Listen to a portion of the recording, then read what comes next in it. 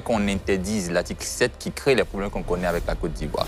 Parce que quand le multipartisme revient en 90, on n'a pas de véritable guerre. C'est beaucoup plus tard qu'on aura ces conflits-là qui naissent à cause de la question de la succession, qui est carrément éloignée de la question de l'existence des partis politiques. Et cette succession, d'ailleurs, c'est à l'intérieur du même parti politique qui a géré le pays depuis un bon moment, le PDC-RDA. Mais j'aimerais revenir sur le nombre de pays que vous avez signifiés. Lorsque vous avez dit, on peut citer une panoplie de pays où, après interdiction des partis politiques, on a eu des crises ou des difficultés. On pourrait revenir sur un exemple clair. Il y a plusieurs pays qu'on peut citer, mais je ne vais pas les citer.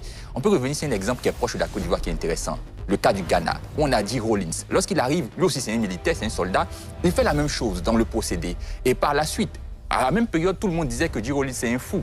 C'est quelqu'un qui va détruire le Ghana. Mais aujourd'hui, il est cité comme modèle. Il est cité comme le président, on va dire, exemplaire même du Ghana, qui a permis à ce que le Ghana soit remis sur le bon rail. Aujourd'hui, le Ghana est cité comme exemple, cas d'école en termes de démocratie, parce qu'à partir de ce moment-là, il y a un travail qui a été fait.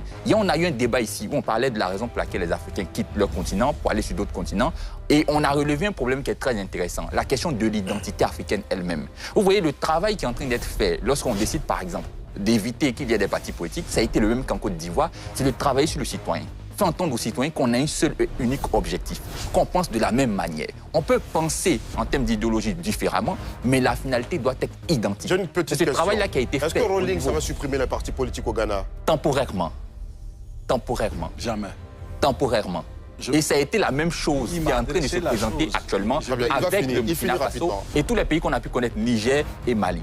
C'est la même chose. Et même dans le cas de la Côte d'Ivoire, quand le général Robert Guèye prend le pouvoir, c'est un procédé qui est normal. Parce que lorsqu'on décide de réaliser un coup d'État, d'abord, c'est parce qu'on est contre déjà le système qui est en place. Et dans le cas du Burkina Faso, qui est un pays où on n'est même pas en démocratie, on est plutôt en révolution, ça s'entend normalement et logiquement. Avec le procédé selon lequel il faut faire basculer, c'est même pas changer, basculer la configuration dans laquelle on se trouve vers une autre configuration.